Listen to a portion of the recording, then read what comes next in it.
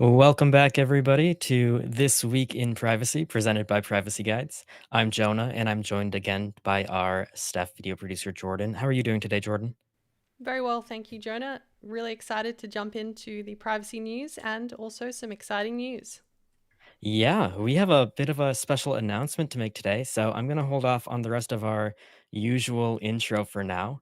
If you follow along with our work or our past episodes of this show, you all probably know that we've been on the lookout for a little bit for someone to mainly help Jordan out with our videos, take over more on camera roles, and be another rotating co host here on this show. And so today I'm really excited to finally share what I suspect is maybe one of our worst kept secrets by now. But we've hired Nate Bartram to start immediately in this full time role. And in fact, he's starting right out of the gate today to co host this episode with Jordan and I. So, Nate, hi, how are you doing? Hi, I'm doing well. Thanks for asking. Thanks for having me. Awesome. Yeah, we're super glad to have you here. For those of you listening who are unfamiliar, Nate has been publishing privacy advice of his own at the New Oil for over 7 years now, right? And you were the former co-host of Techlore Surveillance Report podcast. I think you're an excellent fit for our team here. But Nate, why don't you give our listeners a quick introduction yourself and tell them your background in this space? Yeah, like you said, so I started the New Oil in 2018, and really it started as a way just because I was learning a lot about privacy at the time, and I was really passionate about it, and I was trying to share it with all my friends and family. But I wanted to give them a way to kind of read up on it at their own pace, and not have to, in their words, not have to bug me constantly. But then after I made the website, I saw a lot of people online asking. Not to be rude, but like really basic questions like how do I get started? I don't even know where to begin. And I was like, well, I made this website, maybe it'll help you out. And before I knew it, just it kind of took on a life of its own and really started to grow. And yeah, kind of grew and became a YouTube channel, blog post, news feed, and like you mentioned, eventually I joined surveillance support with Techlore and did that for several years. Awesome. Yeah. Well, Nate, we are, of course, huge fans of all of that work that you've done here at Privacy Guides. And I know we were all a bit bummed about your work with Surveillance Report wrapping up, but we understand the decision there. I'm happy to hear that you'll be continuing everything from what you've told me over at the New Oil, your personal stuff Mhm. unchanged. And I'm super excited about all the great stuff that we have in store here at Privacy Guides. I know we've been able to do a lot of planning the past few weeks, you and I, but just for reference for our viewers, can you share kind of a general overview of what your role here is exactly? Yeah, so the main thing is going to be the focus on video content. I'm going to be appearing on camera a lot more in some of the upcoming videos. Not just me. I believe Jordan's going to continue making content as well, and maybe some other people. We'll see about that. But I'm also going to be contributing to YouTube Shorts and TikTok videos. Uh, Specifically, I think the goal for that is to answer questions from the audience. So definitely send those our way if there's any shorts you want us to cover. And the big thing, as you mentioned, I will be co-hosting This Week in Privacy, which I'm pretty excited about. Should be a pretty natural fit. And yeah, I'm also going to be doing some of the news. We have, if you guys didn't know, we have privacyguides.org/news is like just little short articles kind of recapping some of the big stories that are happening every day throughout the week. And I'm going to be contributing to some of that too. So Sweet. lots of cool stuff. Yeah, I'm super excited, especially to get you on the channel. Could you maybe share a bit about the first project you're working on? I know you've been working on it a while, and I think we can definitely give people a little preview of what you'll be putting out first. Sure. So the first thing we're working on is a short course about kind of a privacy for your smartphone 101. And it'll be for Android and iOS. So we're not going to leave iOS people in the dark. And it's just going to go over all the settings we recommend, all the apps we recommend, all the things you can do to try and make your phone as secure as possible. So. Sweet. Yeah, I'm super excited about this project. I think a lot of people are going to find it super useful. Well, that's the big reveal I think that we had for everybody. We can probably get into our regular programming. I'm super happy to have you co-hosting this show. Jordan, why don't you just remind our listeners a bit about this show and how everything works around here? Yeah, definitely.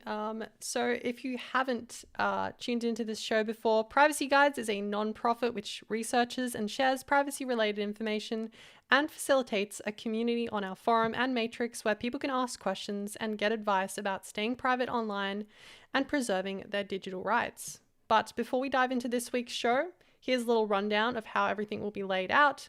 So first, we'll start by covering site updates. Then we'll discuss the top stories in data privacy and cybersecurity.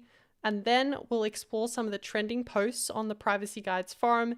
And finally, we'll answer viewer questions. So if you do have a question for us, please leave a comment on the forum thread, or you can also leave it on YouTube or any other platform that you're watching on, and we will try to get to that.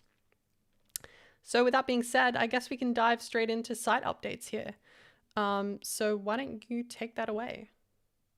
Sure. Yeah. Besides, of course, this announcement that Nate will be joining us and helping out with a ton of stuff, especially over the next year. The biggest update that we're working on now comes from one of our volunteers, Freya, who has volunteered for Privacy Guides for quite a while and is doing a lot of cool work on those news briefs, which Nate actually mentioned briefly earlier. We're starting that at privacyguides.org/news this week, and we're sharing those on socials, but we're basically just trying to be a one-stop shop where you can stay up to date with all of the privacy related news you might be interested in.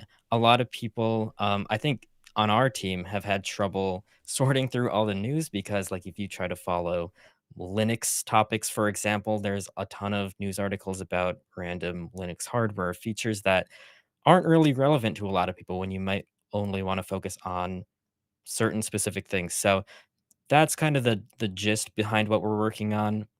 We'll have some feeds. We have a at Privacy News Mastodon account that you can follow. It's linked on our homepage right now. So that'll be an exciting thing that we experiment with throughout the end of this year here. We have a lot of great articles so far. Kevin and Freya have been working really hard on that. I've posted a couple articles myself as well, but we're really just trying to make sure we're staying up to date and being super consistent with getting these updates out there because there is so much news going on in the security, privacy, digital rights space that more people should be aware of. Um, Also, pretty recently, Freya published a full-length article, which is separate from the news, but that's on the current state of email security. It has a lot of good explanations about all the different technologies that go into securing email, which is, of course, a pretty complicated technology, as we probably know, given its legacy. But there's a ton of cool stuff going on. So I would definitely check out that email security. It's called Email Security Where We Are and What the Future Holds. You'll find that should be on our homepage as well. But definitely check that out if you're interested in that topic.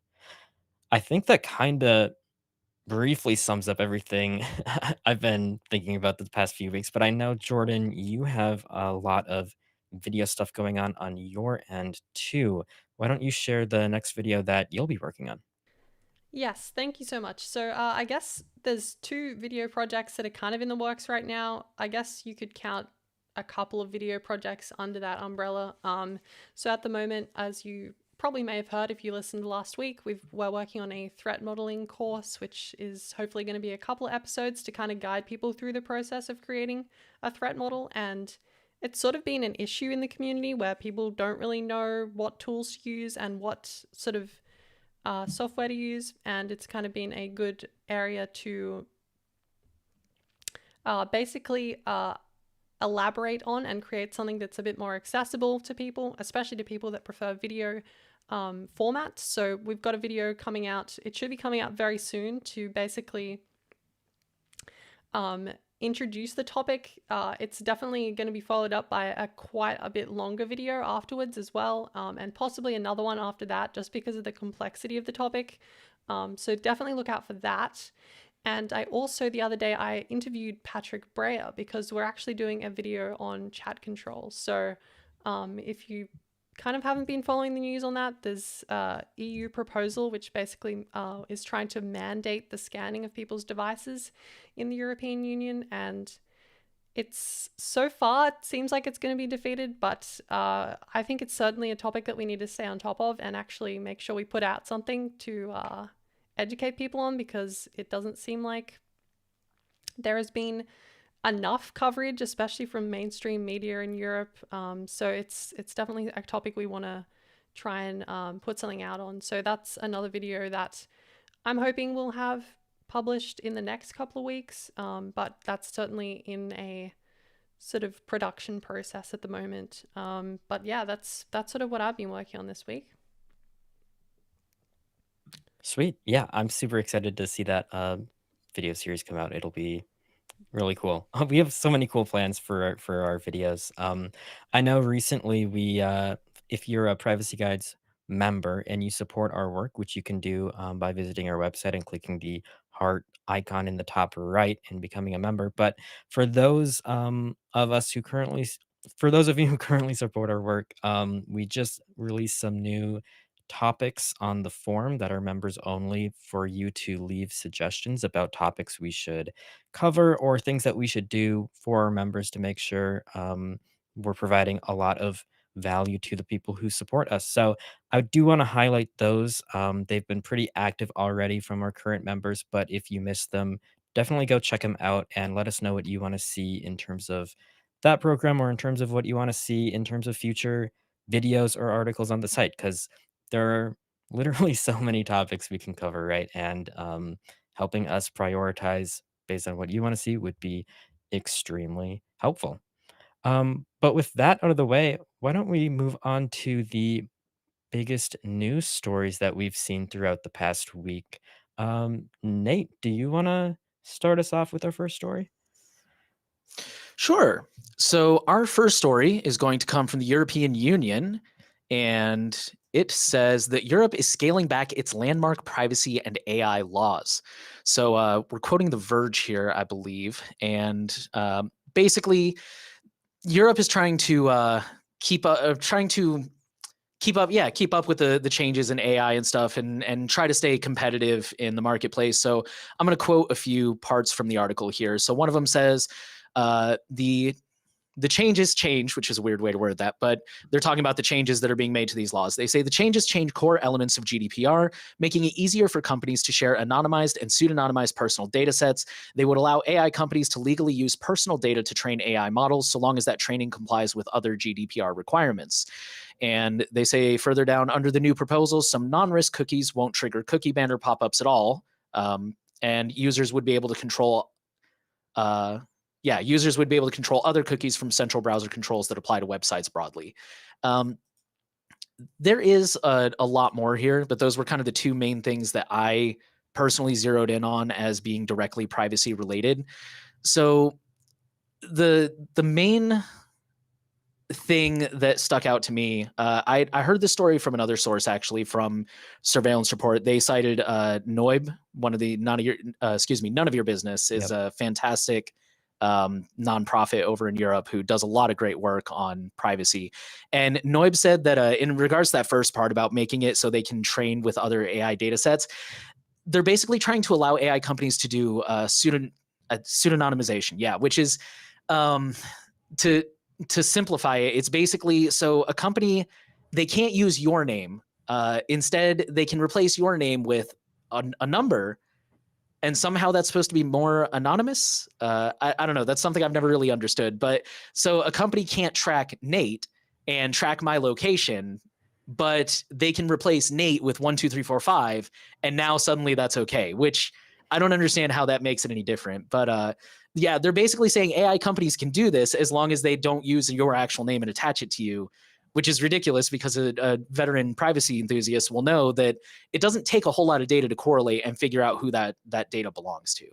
So yeah, I think and the cookie banner thing specifically, I liked in the sense of, I mean, I guess it's good that if there's like cookies that aren't too invasive, like just functional cookies, I guess it's cool that there's no need for a pop-up there. But yeah, like Yeah, those were the two main things I I zeroed in mean, on. The cookie thing, it's definitely like it's probably good that it's being scaled back because it wasn't doing a lot for people in the first place. And that law is probably the most notorious example of malicious compliance from websites that happened on the internet with any sort of law. I think it's vastly overused, and in a lot of cases, it's not necessary. But you know, when it comes to these changes that they're really they're really scaling a lot of stuff back in ways that I'm a bit concerned about. I've seen some organizations, most notably, I've seen Amnesty International and I've seen European Digital Rights, both basically say that this deregulation of privacy laws in the EU kind of sets back a lot of the privacy advancements that we've seen throughout the past years. European Digital Rights, they had a press release where they said that the digital omnibus proposal is going to pander to corporate interests, um, basically playing into the hands of the U.S. administration and U.S. companies who want a lot of these laws to be scaled back. Because, I mean, if we're being honest, I do think a lot of these laws specifically targeted those companies, and it does seem to leave open more potential for personal data to be used under legitimate use in the GDPR. They say scientific research is potentially considered legitimate use now, which could, in theory, open the door to that data being used by AI companies for that sort of scientific research, AI training. So overall, I do think that a lot of these changes are a bit concerning, and it's something to keep an eye on because a lot of the privacy wins in the EU, I think, were hard fought. And so to kind of just say you can create one bill and throw the rest of them away might be oversimplifying a bit too far. Jordan, did you see anything about this article that stood out to you? No, I think you've both covered that like really well. I think, yeah, it is like you said, it's sort of a thing now where the entire US economy is being propped up by like AI companies, right? Like this seems to be sort of a result of, that entire industry basically dominating um, a lot of the world right now, which is kind of unfortunate. And especially because I think the GDPR was like said to be sort of this thing that would not be easily taken down and that would actually be like a sort of bulwark against this sort of, um, you know, I guess compromise, I suppose. So it's kind of unfortunate that we're seeing this. But I guess this isn't actually fully implemented at this point. Is that correct? Um, Yeah, as far as I know, this is a proposed overhaul. Um, yeah, the proposal now heads to the European Parliament and the EU's 27 member states. It will need a qualified majority for approval, a process that could drag on for months and potentially introduce significant changes.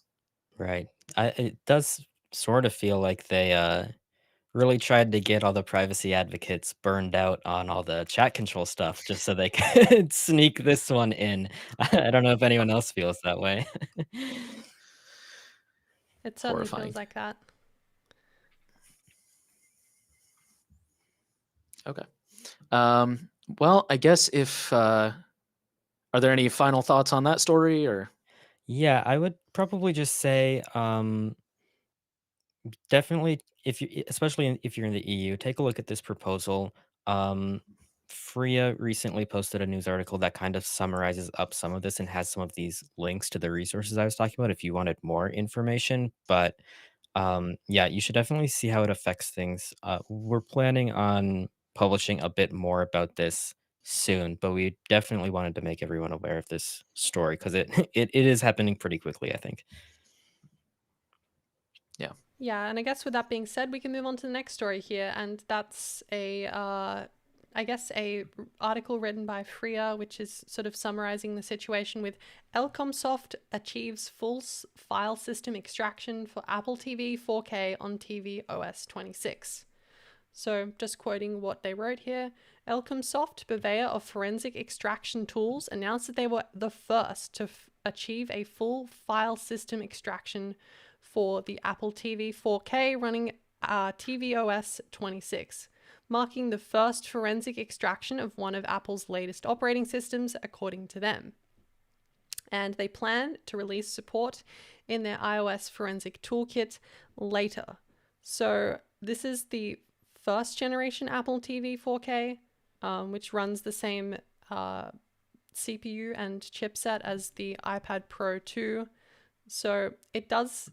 So basically, they said bringing into question what security features Apple's streaming devices miss out on from newer chips, and that's especially a thing because, as we've seen with the A18 Pro, I believe, is the one with the memory tagging protection. So that having such an old SoC in that device is probably a reason why this was able to be extracted like that.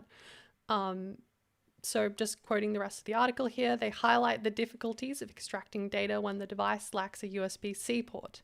However, there is apparently a hidden Lightning connection in the Ethernet port. And Apple sells the Apple TV in two configurations, one without an Ethernet port and one with one. So maybe the one without an Ethernet port is a bit more secure against forensic extraction. Now, I guess the main question I would have here is, what actual information can you retrieve from an Apple TV? I guess you can get someone's Apple ID and possibly Mhm. some of the apps they're logged into, right? So Apple IDs is suddenly an account that would have quite a lot of sensitive information, especially if you're using a lot of Apple services. So this could be quite a concern, especially for people who are like in a highly targeted situation, like a journalist or something like that. So I think it's definitely important to think about these sort of threats. You probably wouldn't think too much about what TV box you're using and whether it's exploitable by like a full system file extraction. But I think it's certainly a concern that more people should have now that there is an ability to do that. And I think it definitely calls Apple into a bit of a mix here where they probably should be updating the Apple TV 4K, especially considering how old the SoC is. I think there's a couple of products that Apple has sort of got ancient SoCs in. I think some of the HomePods are still running like an S6 processor. So like, it's Yeah, definitely. the this Apple TV is one of the oldest products they still support. The confusing thing with the Apple TV is that the Apple TV 4K, there's 3 of them, and so the 3rd generation one that they currently sell is, functionally the same, but it has a much newer SoC. I also wanted to give a quick correction. It's the A19 in the iPhone 17 that has MTE. We have a couple of resources about that on our site if people are interested in that. But um, yeah, I totally agree. I think that it kind of highlights a concern with Apple in general, or at least in particular, with having like a whole cohesive ecosystem and one account across all of your devices, because the security of those devices, they're going to vary. Um, and there are some protections in place. I know, like with the HomePod, for example, some functionality that's not going to work unless your iPhone is nearby. So you can protect sensitive information that way. But with the Apple TV, that isn't really the case. And the main protection, at least when it comes to iCloud here, is that not all of your iCloud information is going to be synced to the TV. It's only going to be certain information that gets downloaded. But, um, there is actually a lot of stuff that Elcomsoft discovered in terms of iCloud syncing on this Apple TV that they were able to recover, which would mean that if you had, like, a up-to-date smartphone, but you also had an older Apple TV, maybe somebody with physical access to that could get access to your photos and videos. They saw some keychain information that was linked to the Apple TV, the only thing that they were able to figure out in that case was Wi-Fi passwords, which makes sense for a TV, but they also saw some other keychain items and possibly pass keys that might have been synced to the Apple TV.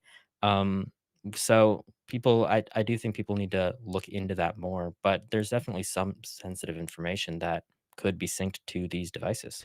I think one interesting thing about this is I wonder what the effect of having lockdown mode would have had on this. I know that it seemed like it was something to do with like a hidden lightning connector or something like that. Possibly it could have affected the ability for them to exploit this device. But I wonder. I'm pretty sure that the Apple TV does actually support lockdown mode. I was just wondering. I just realized I don't actually know off the top of my head, um, whether it does or not. Hmm. I am not sure if it would make a difference in this case because the exploit that they used did take advantage of that older SoC that you mentioned. So I think this is a similar exploit to what we saw on like the iPhone 10, for example, with checkrain, where there was a bug that could be used to um, basically jailbreak these devices. And Apple has pretty much their solution to patching this is just not supporting those older devices anymore, which is why, they don't support the iPhone 10, but clearly, when they're still supporting older devices like this or the HomePod, it can still come up, and I think that that's the method that they used here, so it would happen in a before first unlock state. I mean, you could do this even while it's powered down to get into DFU mode, so I don't think it would have an impact here necessarily, but lockdown mode could impact what information gets synced to the Apple TV. I'm not actually sure. I just went and checked, and lockdown mode is available for iOS, iPadOS, macOS, watchOS, and that's it. Mm.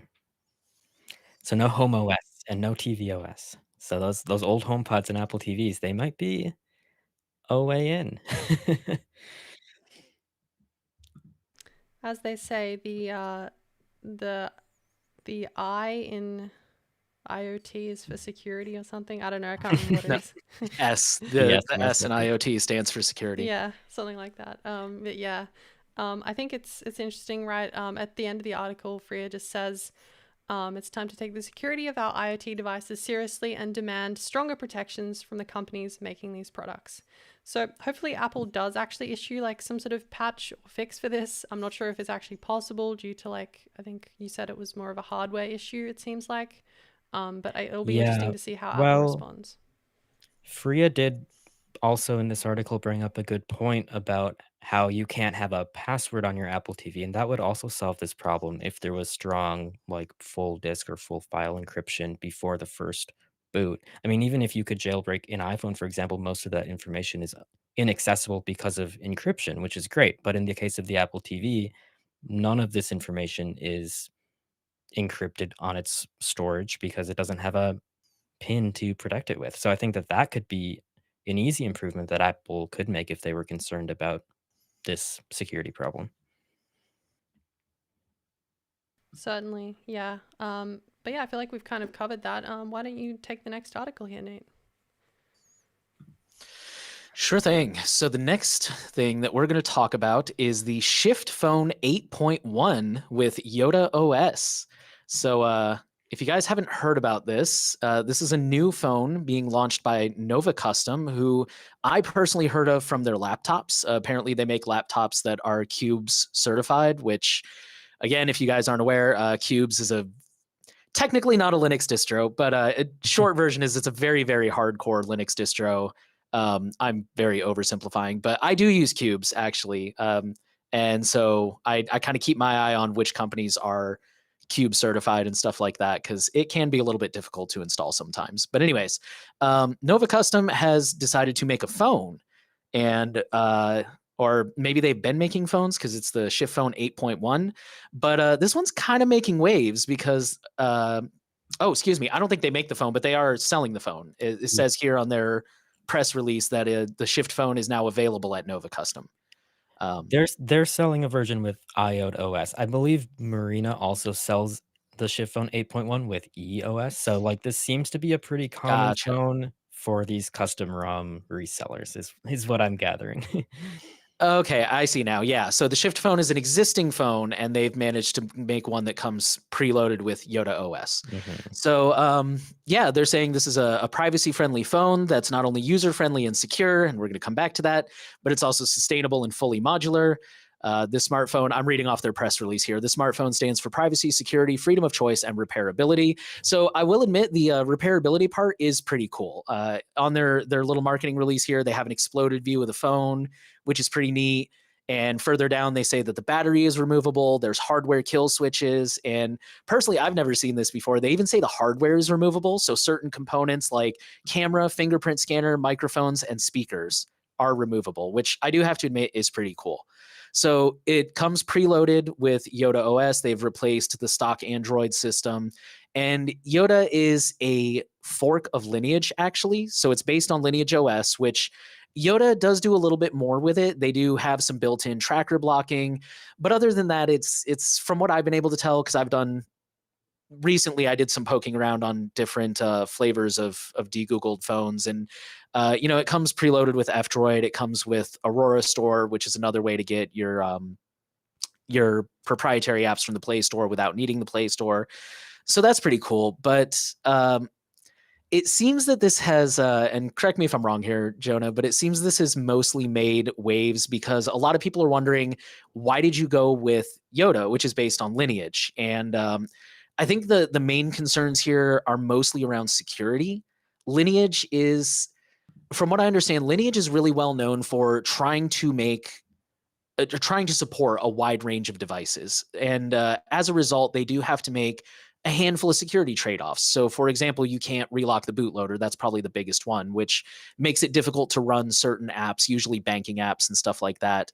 And it's that seems to be the biggest concern, is why didn't they go with something more like GrapheneOS? And there was Yeah. Um, it's definitely not a security-focused OS. Lineage OS, and yeah. of course, before that, depending on how old all of you are listeners, but there was CyanogenMod before that. Um, it's for a very long time, it's been a very popular custom ROM that you can install on Android because you can get all of the latest AOSP stuff on older hardware or on hardware that like comes with a ton of bloatware, which used to be a much bigger problem in the past. Still kind of a problem, but I think phones have gotten a bit more boring now, which is probably why people use custom ROMs less. Just in general, I still think a custom ROM is pretty mandatory, but it's hard to recommend something like this necessarily. Um, it's just not security focused, and I think that that's where this will get a lot of negative attention from people in the privacy guides community and in the privacy and security community in general, because a lot of people believe, and I think this is definitely true, that privacy to an extent relies very heavily on security. If you can't secure your devices, how can you keep your data private and safe, right? And so when you're not using tools that are tailored to that, it potentially puts people at risk, and you run the risk of maybe over promising privacy and security features that don't necessarily hold up in all situations. I don't know much about SHIFTphone either, but I do know that um, like if we take a look at GrapheneOS, they've always said that they only support the Google Pixel devices because of certain hardware security requirements that they have. And I would be surprised if like the SoC in the Shift phone provides the same level of security or longevity as a Pixel. I mean, when you brought up right to repair, I think that's a really like it's a cool feature I want to see in a lot of phones, but that's always my biggest concern with phones like this or like the Fairphone, which is just how long they're lasting. Because I mean, when you have Apple, for example, or Google releasing phones that they officially support for like 7 years or more, it becomes a really hard sell to buy these repairable devices, knowing that they're only going to last, maybe half as long in some cases. And this has gotten better in recent years, of course, but uh, yeah, there's definitely I think that that's the main reason we wanted to talk about this, because there was a very long discussion on our forum, um, Mhm. about all of these issues, and we had some members of our community ask some questions to Nova Custom, because the Nova Custom founder joined the forum to post some responses. A lot of those questions are still unanswered, but, like the developer of the now defunct divestOS project asked a lot of like more technical questions about the operating system that they chose and about this phone, which haven't yet been addressed. But I think that those are the kinds of things that we'd probably want to see answered here in this space to to want to use a project like this, right? Yeah, for sure. And yeah, I mean, I think I don't have much to add to that. You really hit the nail on the head. I think you know, in you mentioned the forum and the I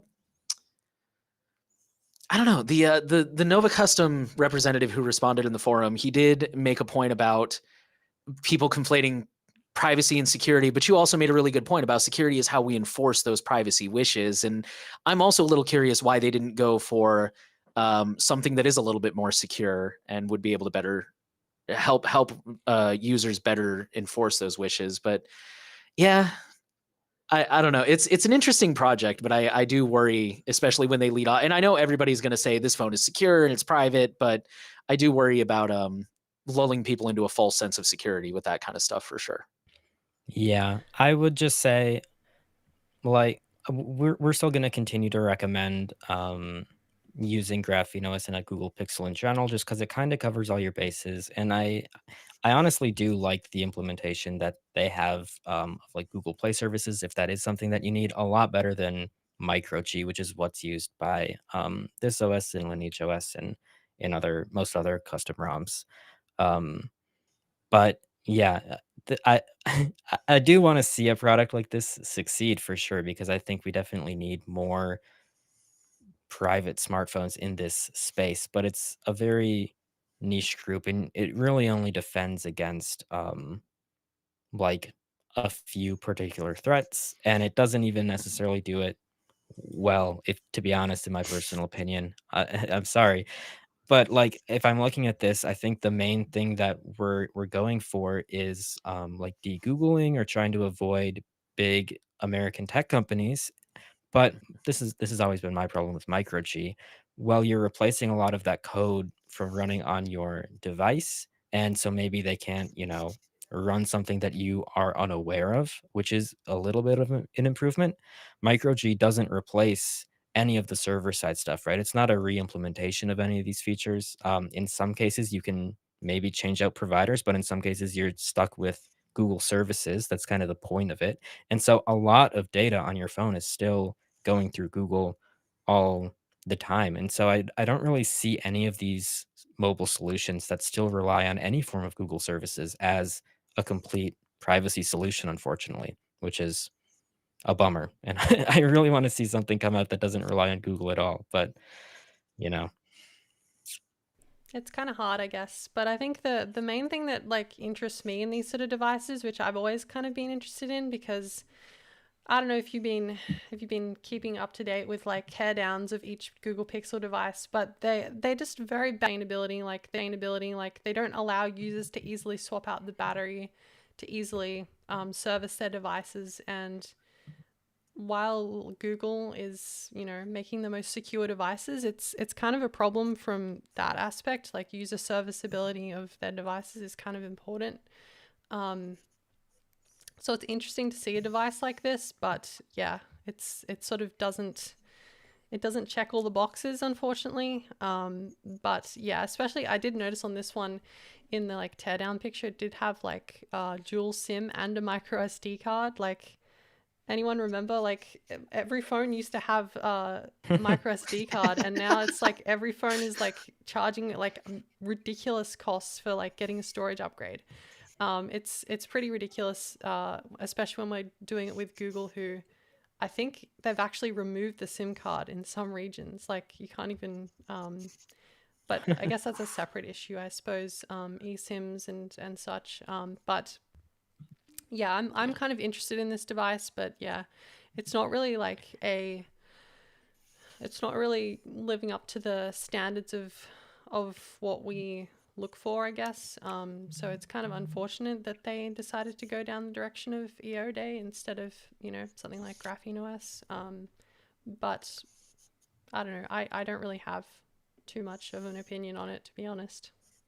Yeah, I would say for anyone listening who is interested in this phone or saw this news, definitely find the announcement on our forum where this was discussed because I do think a lot of people had good points and criticisms that you should at least know about and consider before buying it. And I do hope that those get answered. But yeah, there's a lot more context from the community about this phone for people who are interested in that. But for now, I don't think it's something we'd probably recommend. Speaking of Nova Custom, we just got a comment on the form on our live stream thread from at Privacy is Consent, who said that they think Nova Custom are the only core boot supporting laptop vendor who's aiming for firmware updates, HSI 4 level security, which I guess is similar to like a mainstream enterprise Windows laptop or a Chromebook. I don't know much about that, but that would be cool. I do think it's cool that Nova Custom's laptops, like you mentioned, Nate, are Cubes OS certified. Mhm. It's good that they're expanding that, but I think that um, like especially if you're going to use cubes, um, gives a lot of people good peace of mind if they're considering these products. I haven't really looked into Nova Customs laptops too much myself. I've heard of them, but I've never gotten a chance to uh, either test one out or really look into it in detail. So I'm not sure if they're great. But if any of you have used one of these before and you like it, definitely let us know somewhere. I mean, I could add a little Yeah. bit on that aspect, I suppose. Yeah. Like the thing with a lot of Nova Customs laptops is that is a big threat for a lot of people is actually the firmware updates. So each laptop comes with 5 years of Dasharo core boot firmware updates. So a lot of cases, like if you buy a laptop from like let's say like a big box store, the firmware is not going to be updated basically for like the possibly the foreseeable future. But at least with Nova Custom, they do say that they'll give you 5 years of support, and Dasharo are like they're a proper organization that actually does support these devices. So I think that's definitely a benefit over any other laptop brand. But that is something you can get also with more enterprise laptops like Lenovo's ThinkPads or HP EliteBooks.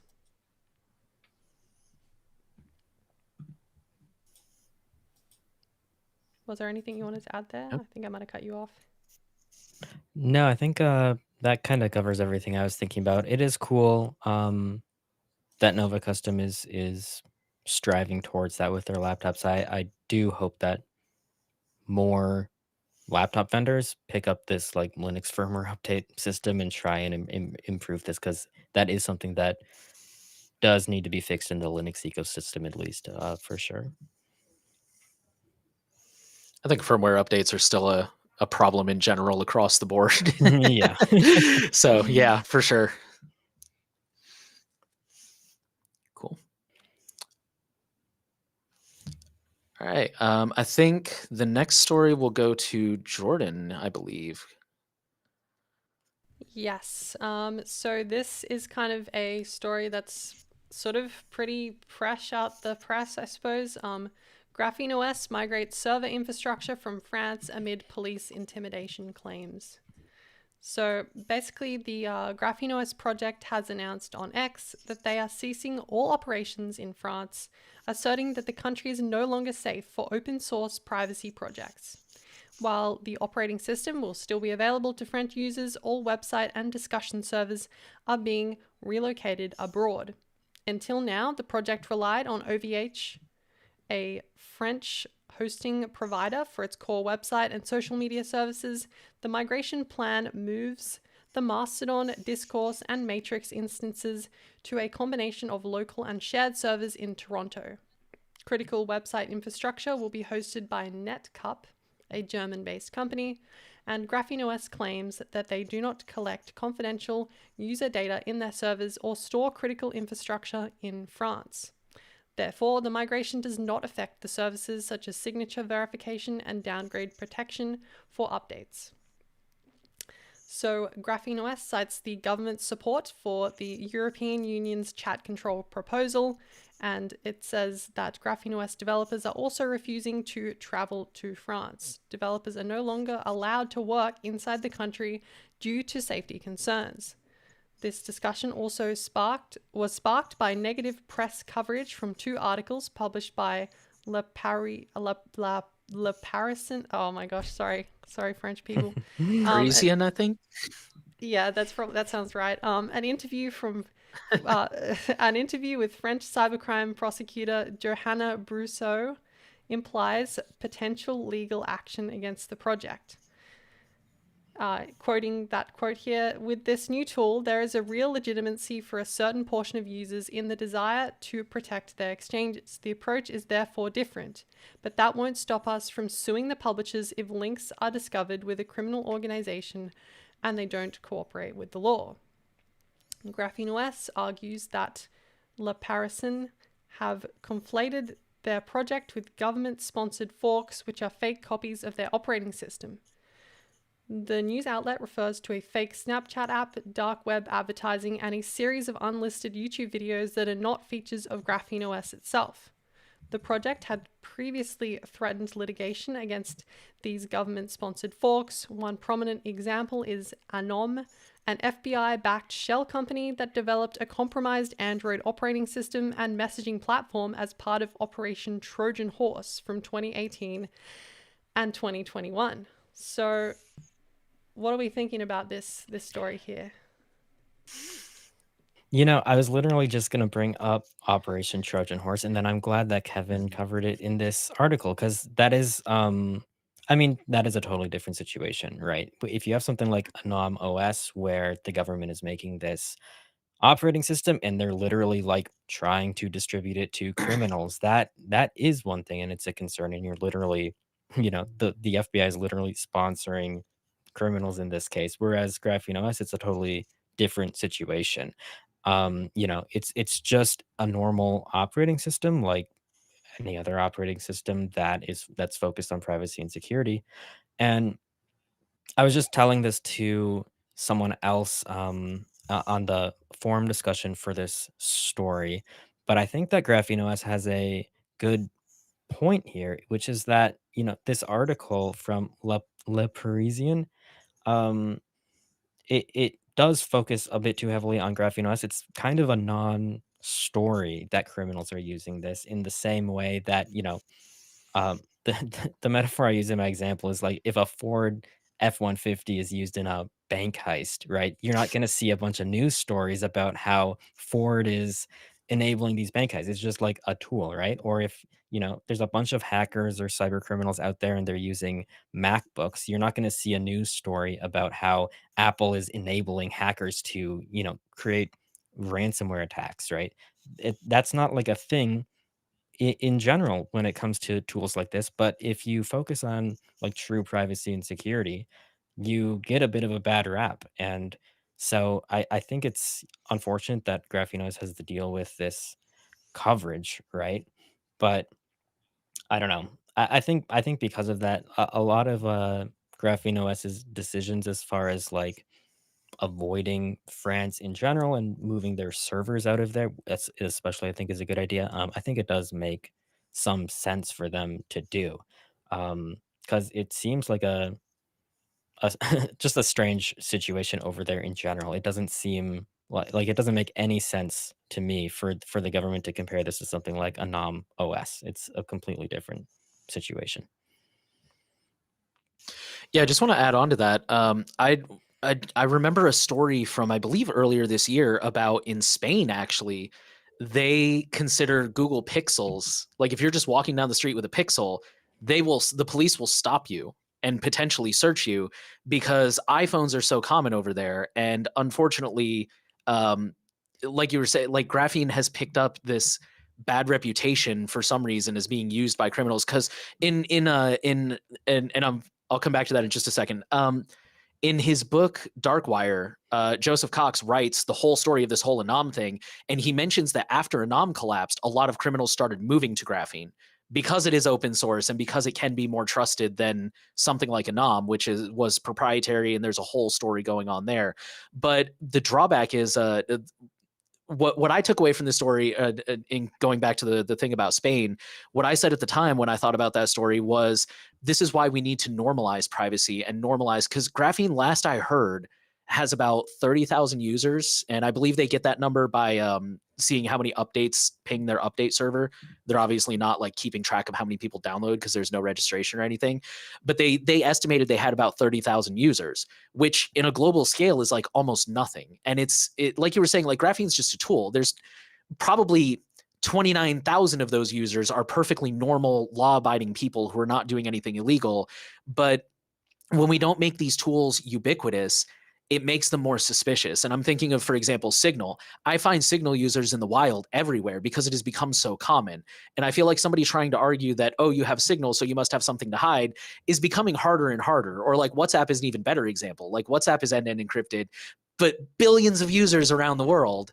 And it's one more argument I think to make these tools more normalized, is so that way it becomes harder for people to look at any given tool and go, oh, you must be doing something bad, when no, there's hundreds of thousands, millions of people using this tool too. And it's unfortunate that something like that is being targeted, and obviously I don't agree with it. I think it's crazy, but yeah, that's just one more reason we need to keep like trying to get people on board with these kind of tools wherever they can. I just wanted to throw that out there. No, absolutely. I mean, when it comes to criminals using something like GrapheneOS, at the end of the day, of course they are, right? What else are they going what else are they Yeah. gonna use? Criminals have to use things that exist in the real world. They have to, like, eat food and drive a truck. They have to do all of these things. There isn't a whole industry of, like, companies and organizations, I guess, outside of the case of Anam, for example, where people are making, like, Well, specialized tools only criminals use and nothing else. It does happen, but, like, it's not actually, a huge thing, yeah, I yeah. don't know how common it is, but that is a thing actually. That's why Anam was able to take off, is because that is an industry. Yeah, But but it's, but it's yeah, also like kind of to back up your point, is when you compare those companies that are specifically making their tools for criminals and you look at their marketing versus you look at something like Graphene, it's so obvious that Graphene is not one of those companies. Like those companies, it's just the way they market their tools are completely different. So yeah, it's really weird that they're like zeroing in on Graphene like this. yeah, the thing is, like, a lot of these tools like GrapheneOS, they have a ton of legitimate use cases and, Mhm. obviously, and so, yeah, it's gonna see a wide variety of use. I think that's the thing that people struggle with, and it's why, like, in politics, we see things trending more authoritarian, for example, because people just want, like, all of the good things to only be used by the good guys, right? But when you have these restrictions in place, now you're creating, like, this third party out in the world who wants to act as the moral judge of everything going on. It doesn't make any sense for the French government to decide what operating system you can install on your phone, right? They're just unnecessarily inserting themselves as a middleman if they're going to try and prosecute GrapheneOS like this. And it's not something that people should accept. And people who think like that's how it should work, I think hopefully we can change your mindset a bit because we should not be going down that authoritarian path. I think Yeah. one interesting thing Just about this. Oh, sorry. Go ahead. no, no, go ahead.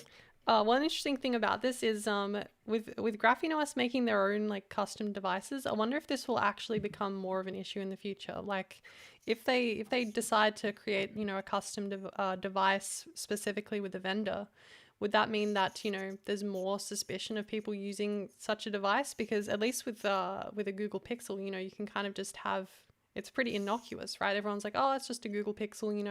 It's not immediately clear that you're running a custom operating system.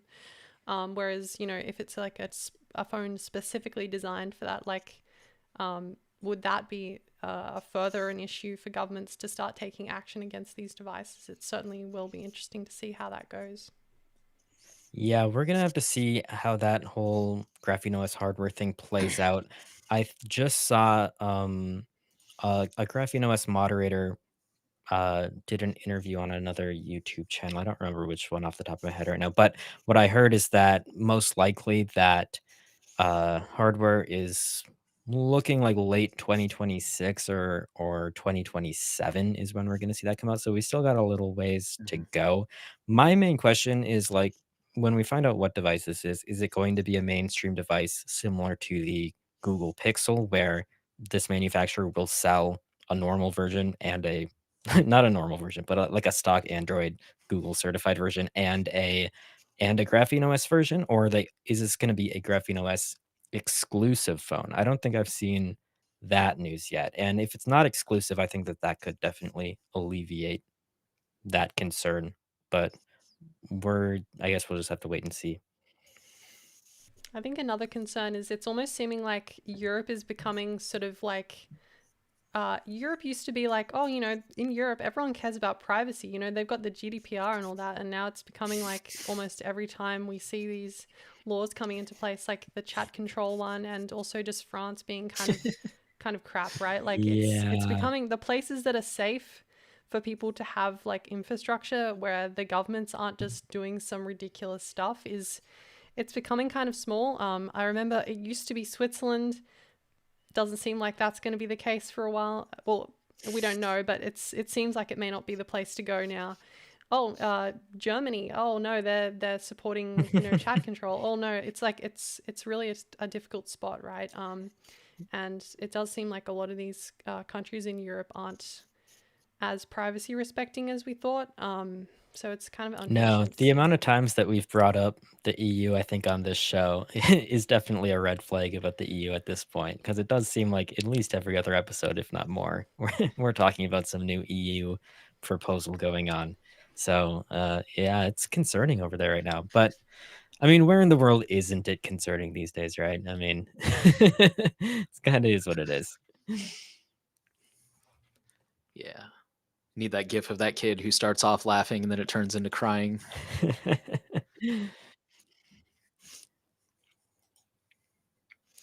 Alrighty. If nobody else has any thoughts on that one, I think I get the last story here about Windows 11. Alrighty. So, for those, well, yeah, I was gonna say for those who haven't heard the news, but of course that's why you guys are here. So, next up, Windows 11 is adding an AI agent that runs in the background with access to personal folders, and I guess on the good side, Windows themselves are actually warning of the potential security risks, which is, I guess, concerning. So yeah, it's. I mean, I'll elaborate on that in a second. So yeah, for those who have not really been paying attention to the trend, Microsoft is really trying to. I mean, Microsoft's just going all in on AI, and I feel like that's an understatement. In addition to trying to shove Copilot into everything known to man, I think they have actually said that they dream of a world where Windows is a fully AI operating system, and I think they've even said like they want you to be able to talk to your computer, which personally is something I'm not interested in doing at all because I listen to a lot of music while I'm working. But yeah, they've just released this experimental new feature. I think it's only available in like the developer channels or the beta channels, and they're calling it an agent workspace. And it, from a technical perspective, in my opinion, and I'm not super tech savvy with this kind of like more advanced stuff, but it sounds kind of interesting. So the way it works is it basically creates it's not really a sandbox. The article goes out of their way to say that. It's not quite the same as a sandbox. It's almost like a copy of in fact, here I just found the quote right here. So agent workspace is a separate contained Windows session made just for AI agents where they get their own account, desktop, and permissions so that they can click, type, open apps, and work on your files in the background while you keep using your normal desktop. um I don't personal take, I don't really understand what it's supposed to do at that point. I don't know if it's able to go on the internet. I don't know why you would want it working on your files at the same time as you. But either way, that is how it works. So the good news is, at this time, emphasis on that part, the feature is completely optional and is not turned on by default. That's always how it starts, if I may be cynical for a moment. Yeah. Yeah, but yeah, so you can go ahead and go in and turn it on, and again, it's very different from sandboxes, but it kind of creates the separate parallel process, I guess, where it's working in the background. um and let's see, gets into your documents and desktop by default with read and write access. Did you have something you wanted to add there? So it does have a lot of access, like you said, by default. I think the main reason for that separation is that, through the system, Windows is maybe able to audit this so you can go back and see what it actually did. Of course, if it does something that Mm, you didn't want it to do, might be a little late to know that it did it, but whatever. yeah. Um, yeah, all of this AI stuff to me is I don't really get the point. And the fact that, I think any of these automated systems just doing whatever they want in the background is a huge security risk for people, and I think I mean, at least Microsoft is warning people about it, but, what good Yeah. is that gonna do, right? I don't know. I think the biggest issue with Yeah. these tools, right, is like they're actually doing things automated, right? But also they need to have like context and be aware of what's actually happening on your screen and what's happening on your computer, Yeah. right? And that sort of happens to be the issue, right? When it comes to privacy, at least, you know, having a system that basically sends all wholesale your entire desktop to some AI company, which is going to use that information for possibly training the AI, possibly for like other nefarious purposes, is kind of terrible. The fact that it's like at least opt in at this point, it might eventually become sort of a, Microsoft consent thing where it's like, do you want to enable this feature? No, or remind me, yes, or remind me later. And, I don't think it's really I don't think many people are switching to Windows 11 because they don't want these features. So I don't know. I don't really, this doesn't appeal to me. I don't know who this is supposed to appeal to exactly. Yeah, I don't think many people are sure because, I mean, I think whenever we post about, like, Windows 10 or the extended support updates that you can get on that those are pretty popular topics within our community among people who still use Windows because switching to Windows 11 just doesn't seem to make a lot of sense to anyone as far as I can tell. Yeah.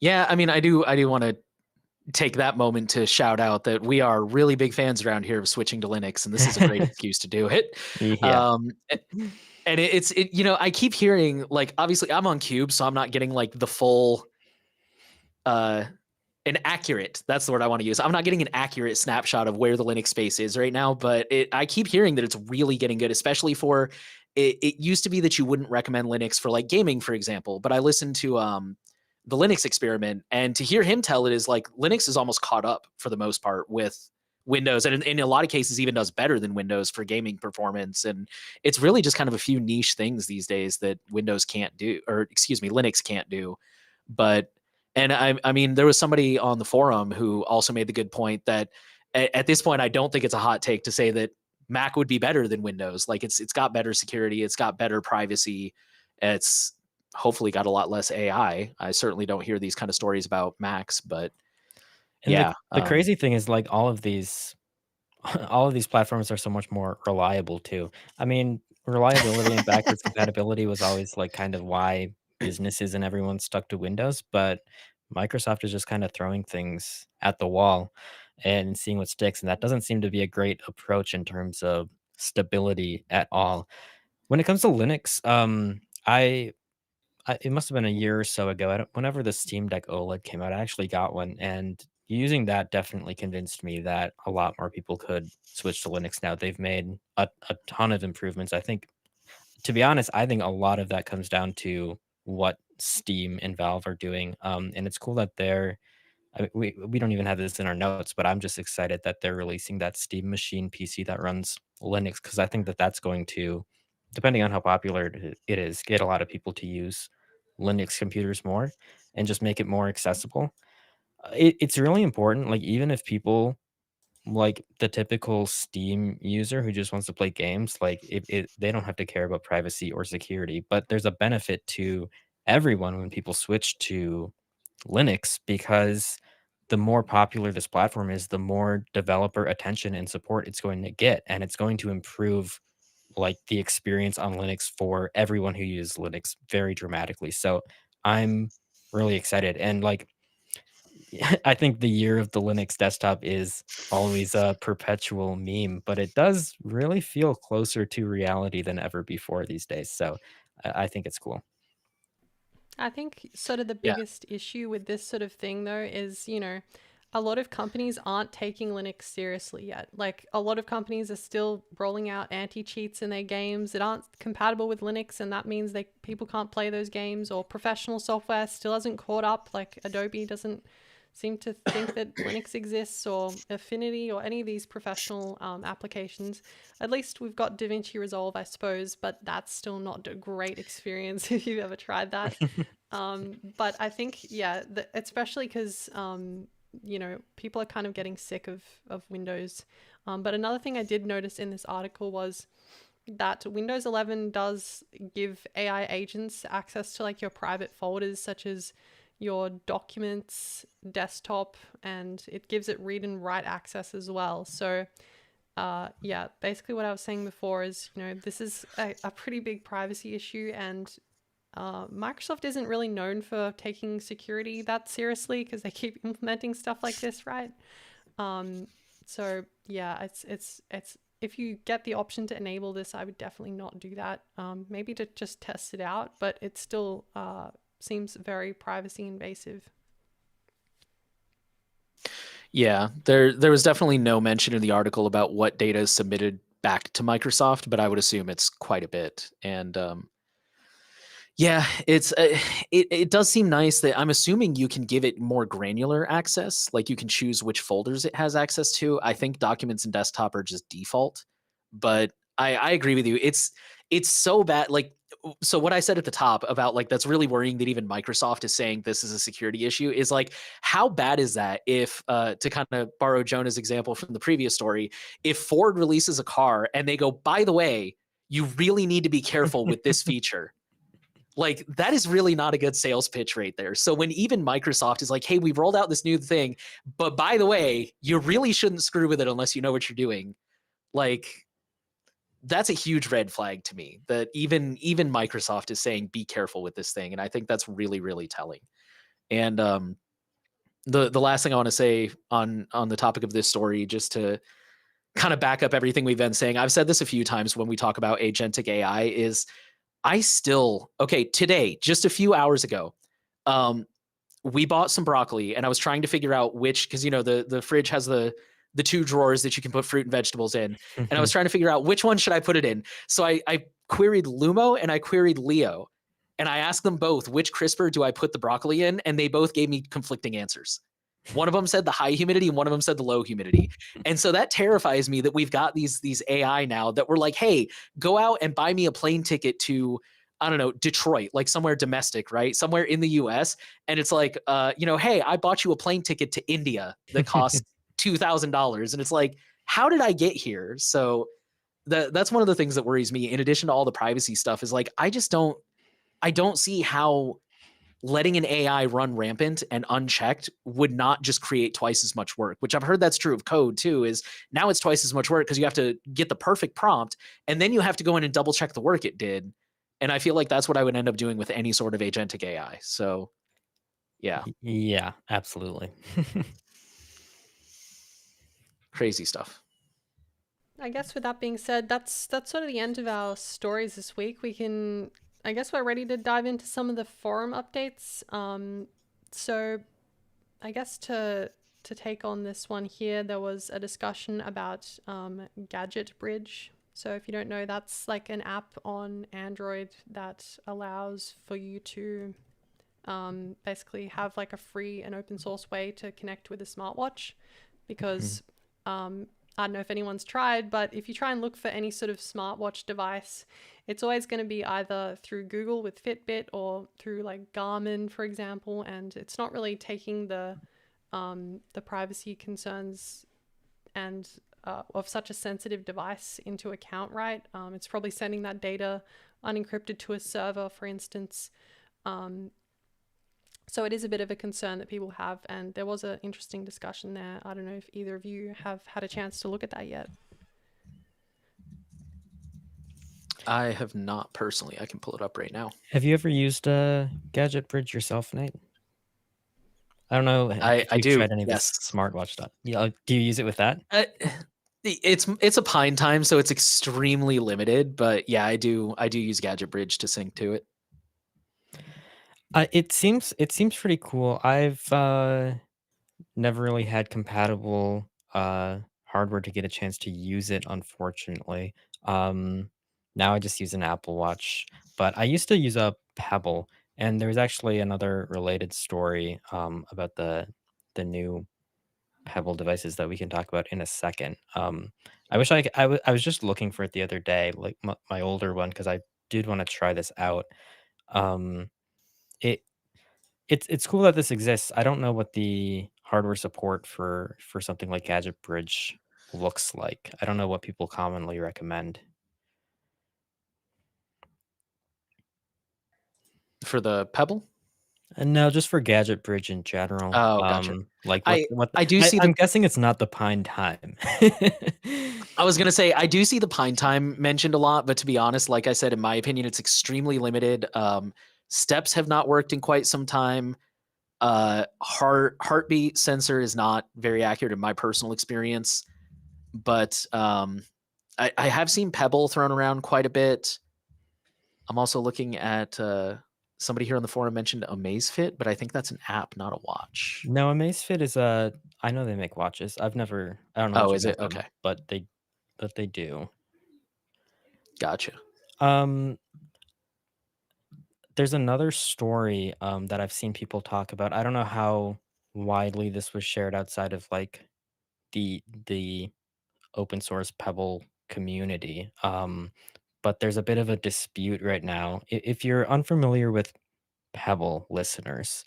Um, they were like an e-ink smartwatch company. They were one of the first like super popular ones that people bought on Kickstarter. That went bankrupt in 2016. They were bought by Fitbit, which was then bought by Google. And then recently, Google released all of the source code for Pebble. And one of the original founders of Pebble started a new company called Core Devices to kind of restart that hardware project. And in the meantime, there was an open source community called Rebel, which was kind of keeping all these older Pebble devices from 2016 and earlier alive and compatible with current smartphones because people really like these watches because they don't have like all the bells and whistles of like an Apple Watch or whatever Google sells these days. So um, so yeah, there's a lot of stuff going on. It's been around a while, but there's a bit of a schism developing between Rebel and Core Devices now, where they're basically like accusing each other of trying to steal their work and create a closed, uh, walled off garden. And it's really unfortunate because I really like the Pebble, and it was hoping that they would make a comeback, but um, and I mean, they are, but I guess time will tell whether this can get resolved. I think a lot of people were interested in these Pebble devices and in the new Core devices that they're selling because of this open source community that's existed for a long time. I think there's really a need for like a really good open source watch. And I think a lot of people feel like that and that Pebble could be a good alternative. But if they're not gonna work with the open source community, that all kinda gets put into jeopardy, which I think is pretty unfortunate. I don't know if either of you, kept up with any of this Pebble Rebel stuff at all lately. Yeah, I recently was looking at buying a smartwatch and I did look at like the Pebble stuff, but I think the main issue with like the thing that they're going with it, I believe they had like a sort of pre-order system up and people were able Yeah. to pre-order. I think people are starting to receive them now, but there wasn't any of like the standard device available. And I think at the time there was no iOS support, but they now have rolled out the app for that. So it does seem like there is proper multi-platform support, at least. I don't know how well it will integrate because I know, especially with like, the Google Pixel Watch or like the Apple Watch, the integration is pretty seamless. Everything sort of just works. But I've had like Garmin devices in the past and there's always syncing issues. It's kind of a frustrating device to use. And I think that's sort of a trouble that you have when you use like a sort of third party non integrated system. But I have tried Well, Gadget I think Bridge. on iOS anyways. Uh, Android's kind of a different story. okay, well, I've had issues with Garmin on Android. Fair But enough. I've also tried Gadget Bridge with like I've got like a Casio watch that supports Gadget Bridge with it's like a Hmm. Bluetooth setup and that worked perfectly. Like I had no issues with it. But the only issue is that it didn't support that many tracking features, right? Like it didn't. When you compare things like the Fitbits or Apple Watches, they offer a lot of tracking statistics, which in a case of a lot of people who care about like their health and fitness stuff, it's kind of an important feature, I guess, to have if you don't have like, you know, heart rate and all that sort of stuff. It's kind of defeats the purpose, in my opinion. Then you might as well just buy like a normal watch at that point, right? So yeah, I definitely did look at the Pebble, but I ended up going with an Apple Watch instead. But certainly is interesting to see how that'll develop. Yeah, I'm excited. I actually pre-ordered one of the Pebble devices, whichever the one that isn't out yet is what I ordered. So it'll be a while before I get it. I know other people have gotten their new one, just to try it out. I mean, they're not too expensive, and I suspect that a lot of these problems that people are bringing up right now are going to get resolved eventually. And it would be this is all part of my journey to continue switching more to Linux and switching to self-hosting more and switching away from all these cloud platforms because I think it's kind of important. But I guess we'll see how that all works out.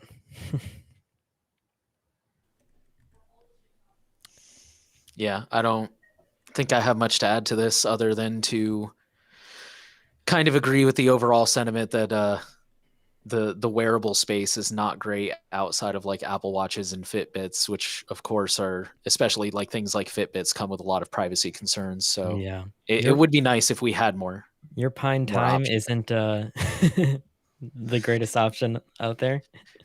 Oh man, tell you what, it's great for telling time. Hey, what It more do tells the you time need? really great.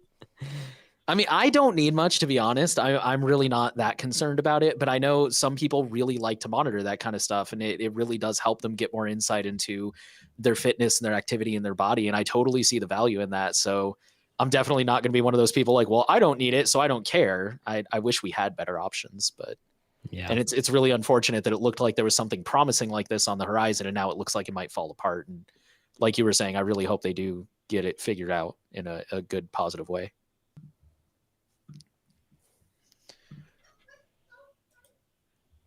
I guess with that being said, we can move into the Q&A section of the stream here. We definitely have had a couple of questions coming through. I've noticed people have been dropping some questions and things. So I guess we can start with the forum thread here, and we'll start with any of the members' questions first to prioritize them. So it Yeah, looks let's take a look. And also, I would just say really quick, if any of you have questions, definitely leave them on the forum right now or in the YouTube chat, or I have the Twitter live stream pulled up. So if you want to chat there, I know one person did. You can do that as well. But yeah, this is the time to send those if you'd like us to talk about something. Anyways, Jordan. okay, so I guess diving into the first question here, we had from sort of a prolific, is that the right word? Prolific commenter here on our weekly live streams, JG. So thank you so much for leaving a comment. So there's a lot of questions contained in this one post, but let's try our best here to kind of get through these. We are running pretty late today just because we've had a lot of announcements and we've been talking quite a lot, which is good, but let's see if we can answer some of these.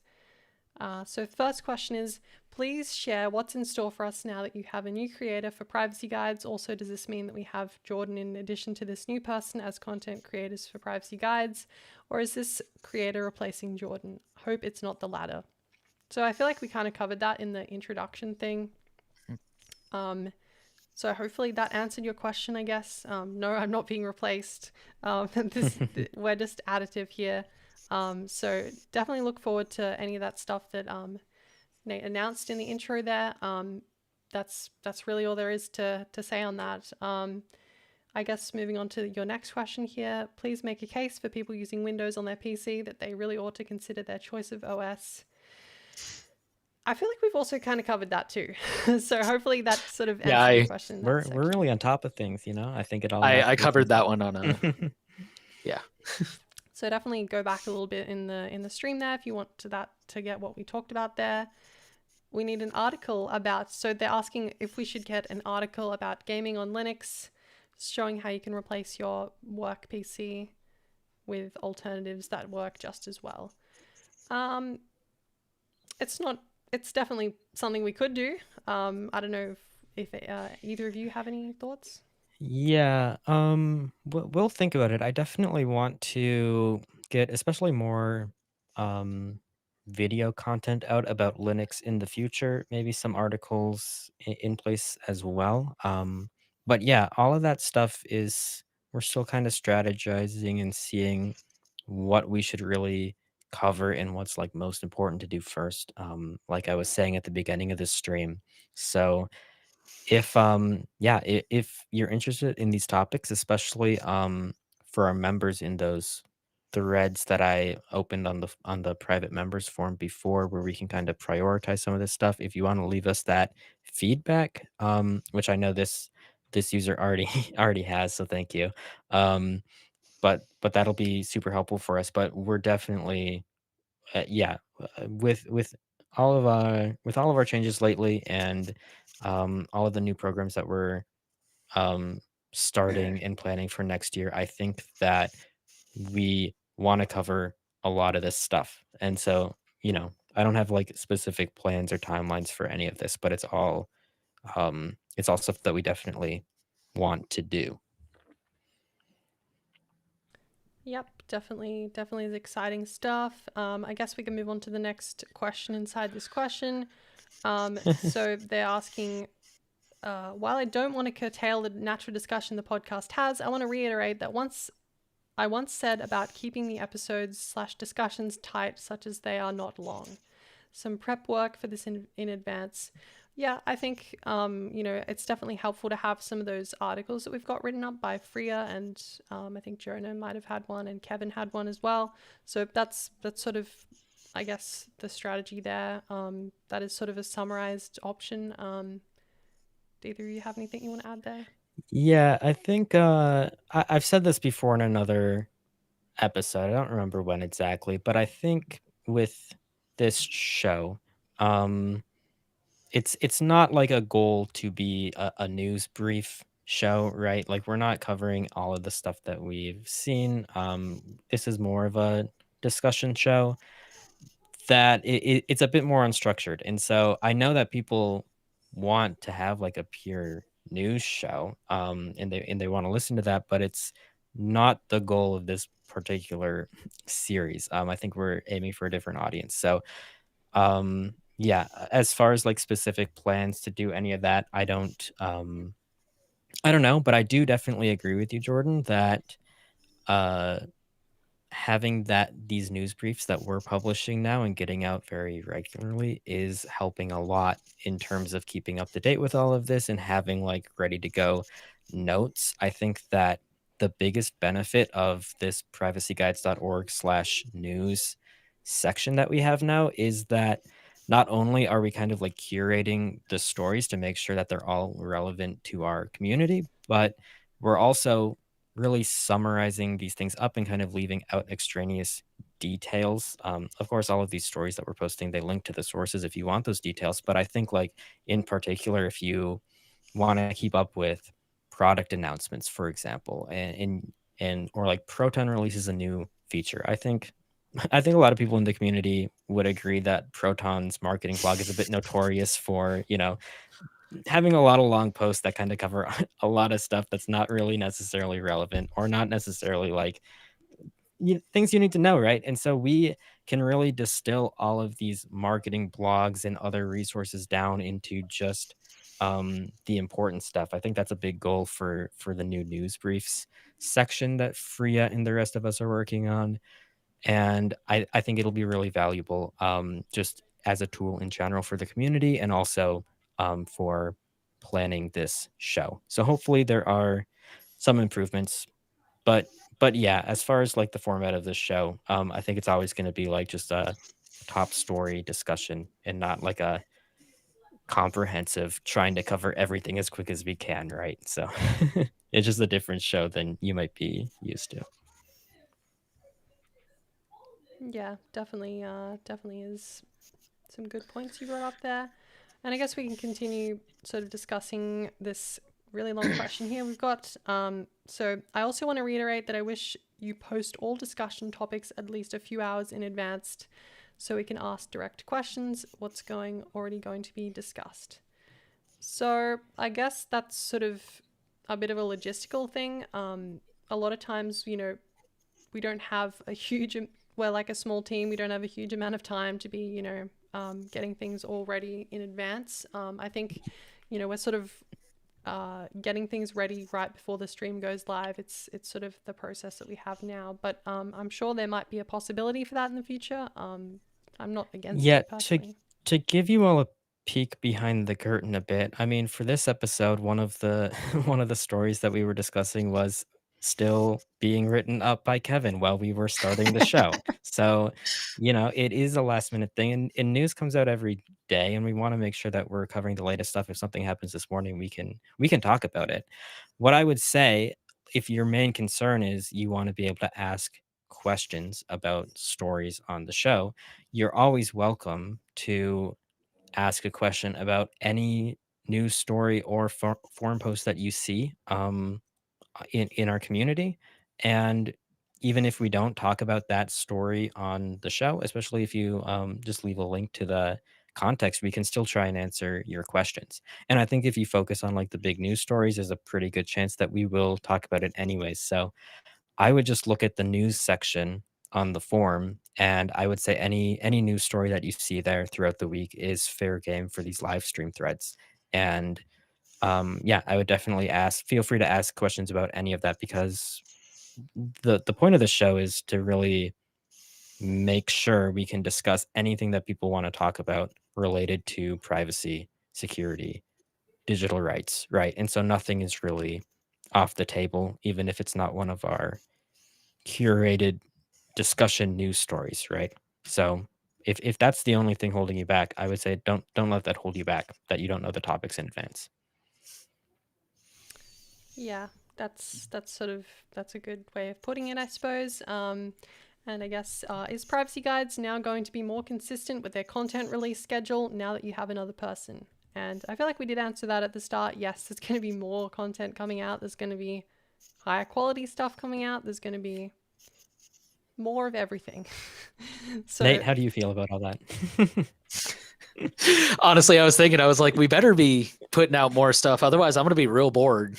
So this is, this is my full-time job now, guys, is Privacy Guides. So Isn't I that crazy? don't have anything else getting in the way. Except for this cat, apparently, who will not leave me alone right now. Cat is joining the stream. Okay. We need to get a cat cam now.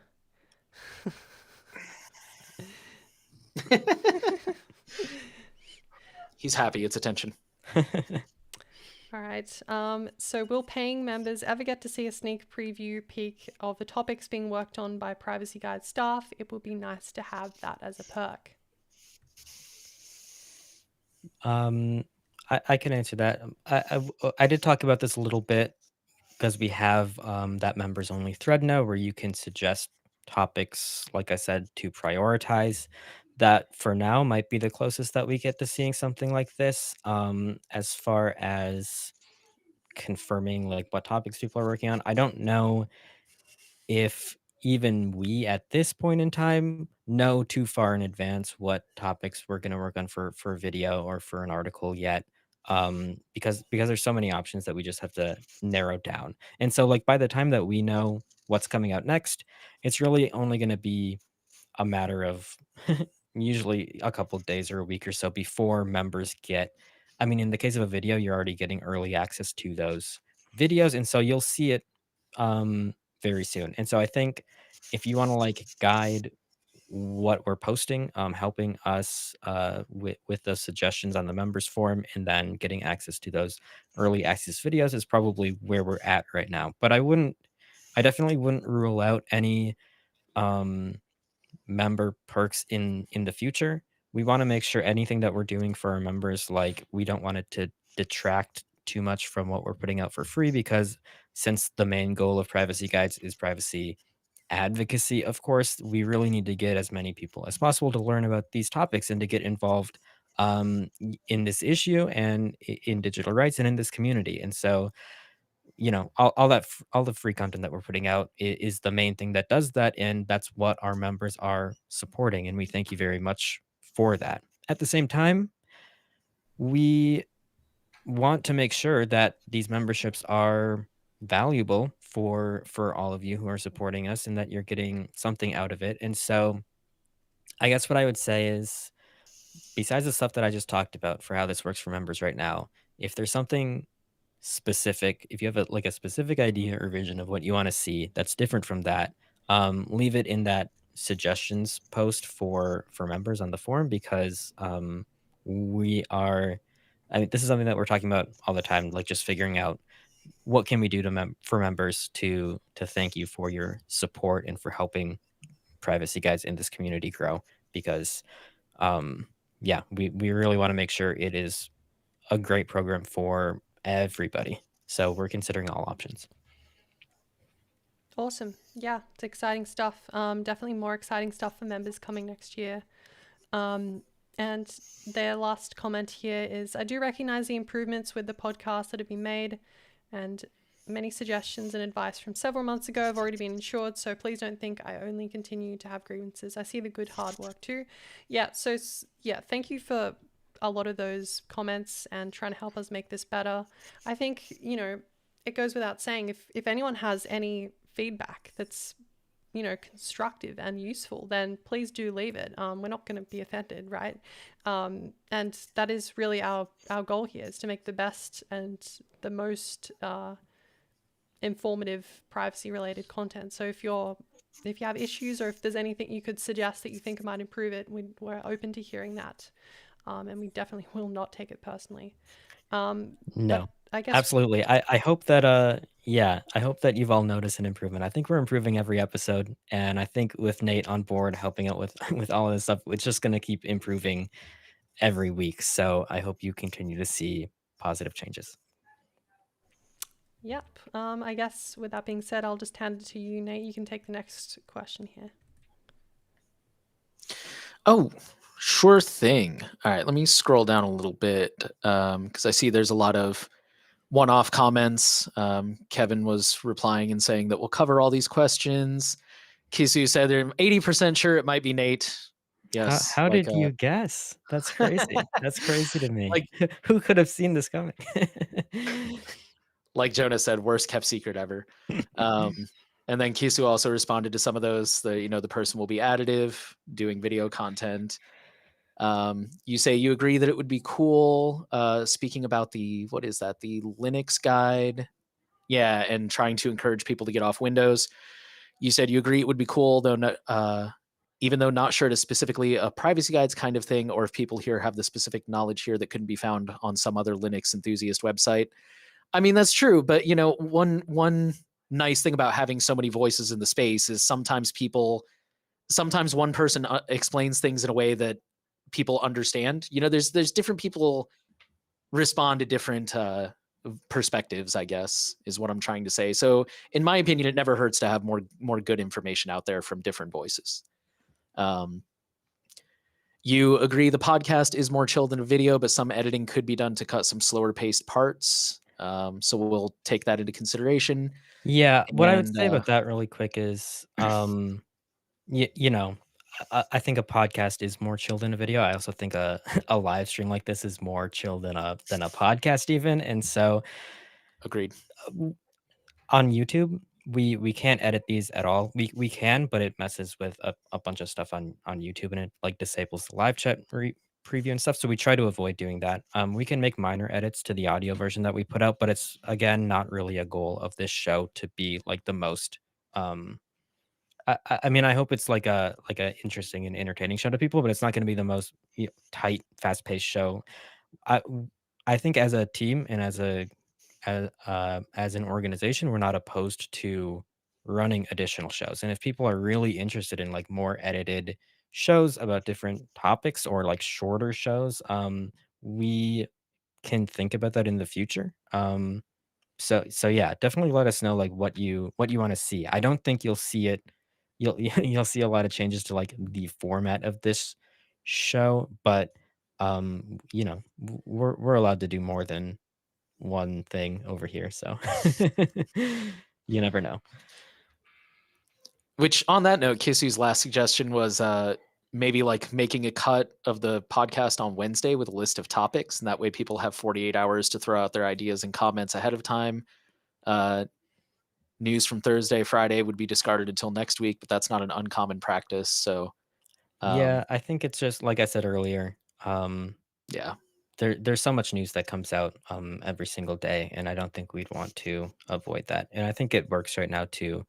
Um we could talk about any news stories we want, but I would reiterate again, you're also allowed to ask questions or discuss any news stories you want because we've probably read them. I mean, a lot of us are very active on the forum all the time, and so we're already familiar with all the stories you're gonna be talking about, right? Yeah. Manic was confirming that it was most likely me joining. So, but let's see. I think our next actual question comes from JG again. He said, perfect timing for a question I just raised on the forum. I wanted to get your 2 cents on a matter in your episode starting soon. And this is a forum post about how to best evaluate privacy tech or products and the companies and teams behind them. And so this was in response to Graphene leaving France and as well as, the whole Nova Custom launching the SHIFTphone. And basically, they're saying, should any product be evaluated for only what it is, promises, and can deliver, or should the humans and entities behind them also be accounted for in such an evaluation? Ooh, that is a deep question.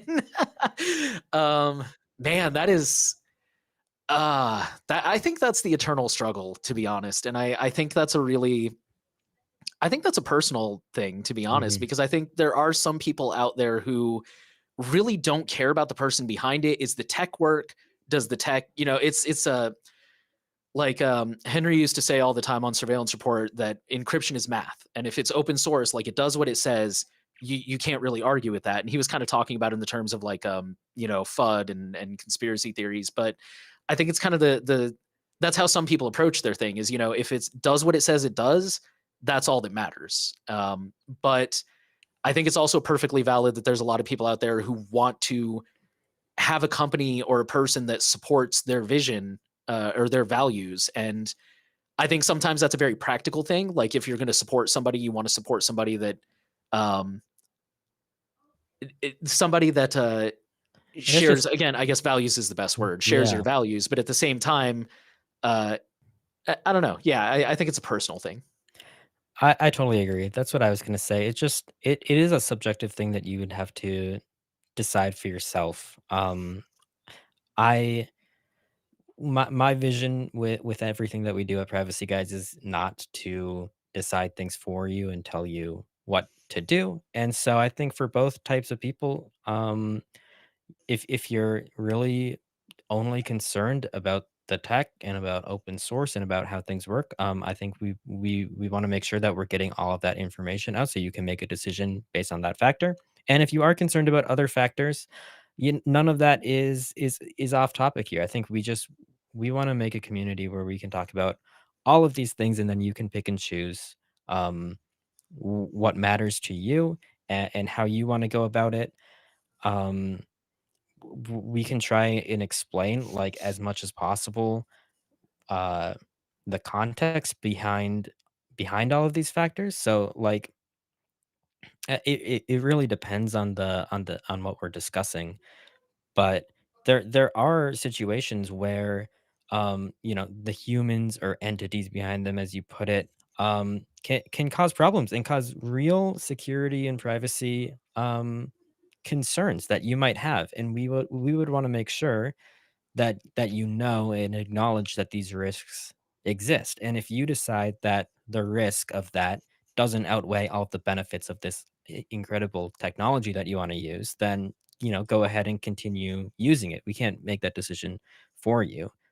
We just want to make sure that everyone is not only aware of all of these issues, but also aware of yeah, all the context behind them. But we can't tell you what to do. I don't think that's a goal of ours here at Privacy Guides. So um, that might be something you have to decide on your own.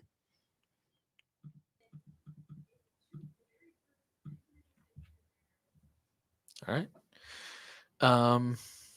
Yeah, I guess, should I continue the rotation and turn it over to someone else to take the next question? Sure. I've got another question from Manic Mastery on the forum. Will you guys have other platforms you live stream on? I would love to be interactive during the live stream, so I don't want to create a Google and YouTube account just for that. We definitely treat this forum thread as like another chat, basically. So if you don't want to chat on YouTube, you can leave questions here, of course. As far as live streaming, we do live stream to a few different platforms. The main two right now, I think, are probably just YouTube and Twitter, unfortunately. PeerTube has issues with live streaming. I'm still looking into a potential self hosted thing, but I'm not sure what we'll do yet. We do plan to stream to more other platforms and especially vertical platforms more so at some point in the future, but I don't have a exact timeline on that, and of course, I think a lot of those platforms are still gonna be, like, big corporate ones, so if we stream to, you know, TikTok or Instagram, or whatever, that's probably not gonna be interesting to you either if you don't use YouTube, so, unfortunately, that doesn't really help you, but, the goal with trying to multi-stream everywhere is that we can, um, try and get in front of as many people as possible. I would love to in the future, maybe resolve these PeerTube issues or maybe set up something like Owncast where we can live stream to like a dedicated site, but we have no short-term plans to do that. We're still working on it. The best we can do right now is this form. And of course, these recordings are available after the fact. On PeerTube and for free on our website. So you don't have to interact with these other platforms at all if you just want to listen to the show. And it's on your podcast apps as well. But yeah, for the live portion, we're still working on it. All right. So I guess we can kind of. I'm not seeing. Was there any other questions that we haven't got to yet? We read that comment from privacy is consent, I believe. Yes. I see one Yep. from Encounter on the forum that says, "How well is privacy signal global privacy control in California work? Do websites really respect it?" Um, I mean, I'm not Yeah. American. I can't answer that. that's a fair point. Yeah, I'm not I even in California. Sorry, Nate, you can go. No, okay, so oh gosh, I hope I'm not the one who knows the most about this because I don't know much about it at all.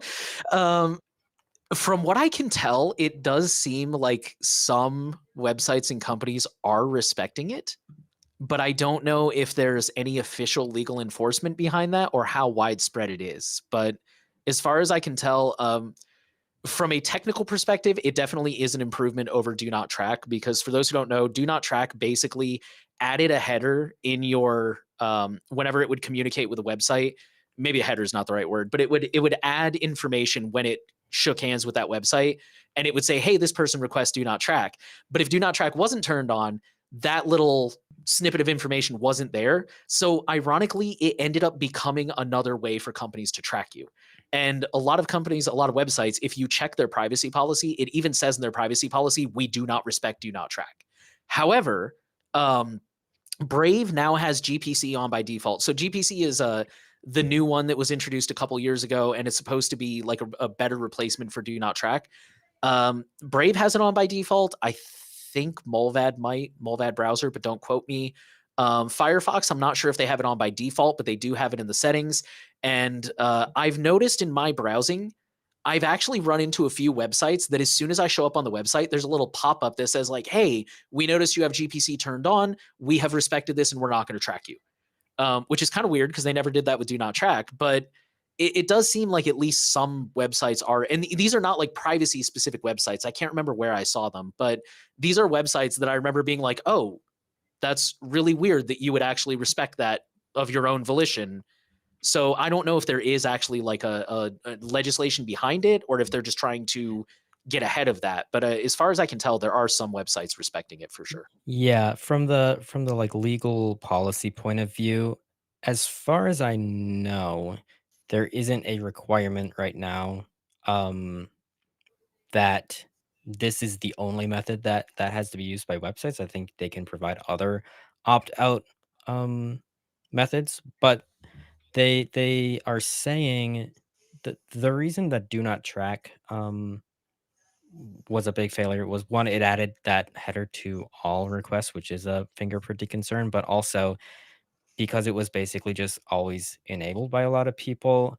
A lot of times in some browsers, like without them enabling it themselves or without consent, businesses basically argued that like this isn't a real option that people are making. It's just kind of a random signal, and so we're not going to be legally required to do it. Whereas in I remember California, that the now. GPC, they what the legislation says is that you this is actually a legally valid signal that you have to respect. Um, the unfortunate thing is like if a website is not based in California, what what can they really do about it? So I think that that's why you probably see it being implemented inconsistently. Um, but it's definitely a good feature. It's good in the sense that, like, it only sends this signal if a website asks for it. So, like, you have to add support for GPC if you're a publisher to your website, and only then the browser will read that, and then it will and then it will send that signal. Whereas Do Not Track just sent it to everyone.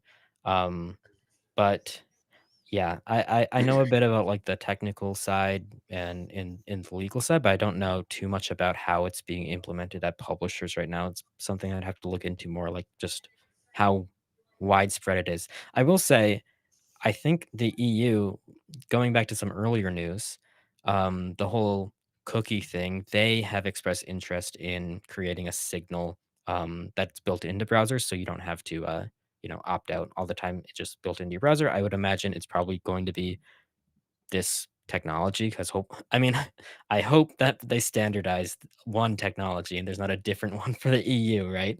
But I guess I don't completely know for sure. We'll see how that works, but um, I think if that comes to pass, and more areas adopt this, we will continue to see growth. But yeah, I guess that I just don't know how widely it's respected yet. I would have to look more into that specific statistic. And I guess the last question we have here is from Privacy is Consent. They have a question kind of, we talked a little bit about GrapheneOS and their OEM partnership. So I feel like we kind of covered what they were asking, but let me just read what they said. So it wouldn't be custom silicon in a way that draws attention, although GrapheneOS apparently have custom silicon firmware ideas for the far future. The current OS doesn't really need custom hardware apart from maybe support for disabling data lines for the USB port. I think they have asserted that it would be more like the OEM releases, an OEM Galaxy 27, but with promised 5-year firmware OS updates, secure element enablement, MTE, and full support for alternative OSs. The territories it is sold in and the pre-installed stock OS shouldn't really change. Yeah, so when I was talking about that earlier, that's pretty much what I meant when I was saying they probably sell a normal certified device and a GrapheneOS device. If that's true that GrapheneOS has said that, that seems like probably the best and most likely outcome here. So I'm not too concerned about that. But it will be good to have more hardware out there that steps up to the level of security that like a Google Pixel can provide in terms of hardware, for example. And I'm seeing a question here in the YouTube chat. Someone said, "Is that a Privacy Guides poster I spy in the background?" And that is a Privacy Guides poster indeed. Yes, you can purchase one for yourself at shop.privacyguides.org. if you want to get into that early, I guess. Yeah, a couple products out, Yeah. but in terms of that shop, we haven't put it on our site yet because we have some plans for that in the future that I'm really excited to share with you all. Hopefully very soon. I think we talked about that. Maybe it was a week or two ago. Uh, Em has been working really hard on some merch related stuff for us that I'm so excited to share. But you will all have to keep waiting.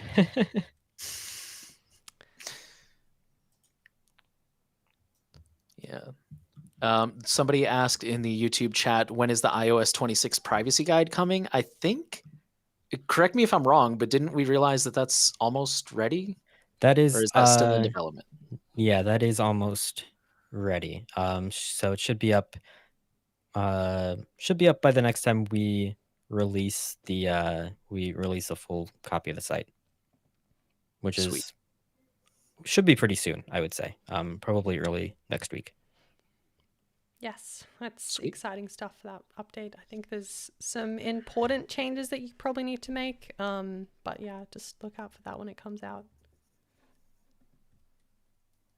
And the last actual question I'm seeing is, when will the interview with Patrick come out? I don't know if we have an exact timeline on that, but Yeah, Jordan, did you share earlier, like when you were doing that and everything, or I don't remember if you mentioned that. Yeah, so I guess the interview is for a video that's currently like in the process of being like put together. I just did the interview with Patrick, and I'm also going to be interviewing someone else as well as part of that video. But I sort of want to make sure we have a pretty like complete overview of the topic. So that's probably more of a long-term project. So I would probably expect that in December. For now, that's when I'm expecting to be done with that project. But I think it should be still very relevant at that time, just because chat control doesn't really seem to be going anywhere, unfortunately. But yeah, definitely look out for that. And thanks for your interest in that too. All right. The last thing I just wanted to say real quick is thank you everybody who left a welcome message. I really appreciate it. So yeah, that's awesome. Giving the warm privacy guides welcome. That's great. Got a great community Yeah, here. it has been it's been great having you on, Nate. I'm so excited for all of the stuff that you'll be putting up very soon, and I hope everyone else is very excited too. It looks like we have kind of wrapped up all of the questions that we had. So I'll probably wrap up the show here, I think. Just as a reminder to everyone, all the updates from This Week in Privacy, they're going to be shared on our website and on our newsletter every week, as well as on podcast apps. So wherever you want to read all of these or listen to this show, get subscribed to those feeds and stay tuned. Um, this recording will also be available on YouTube after the fact and on PeerTube and on our website, so you can watch this video there as well. If you want to support this show, the best place to do so is on our website. If you click the heart icon at the top right, or if you scroll to the bottom of our homepage, there's a Become a Member button. Either way, becoming a Privacy Guides member is the best thing that you can do to support us and to support Nate in his new role here and all the work that we're doing. We cannot get any of this done without all of your support. And so joining that would be very helpful. And we already have some benefits for members, including early access to videos if you're interested in any of the upcoming videos that we've been talking about here. And like I've said a couple of times now in this show, if you are interested in giving suggestions for other things that we can provide to members, we have a ton of ideas for benefits that are coming soon and we hope to announce soon, but we're also open to feedback. And so you can, if you are a member currently, you can join our forum and leave suggestions for us for what you want to see to get the most value out of this. I think that's my spiel. Thank you all for joining us for this episode 28 of This Week in Privacy. And we will see you all next week. Bye, everyone. See you later. Adios.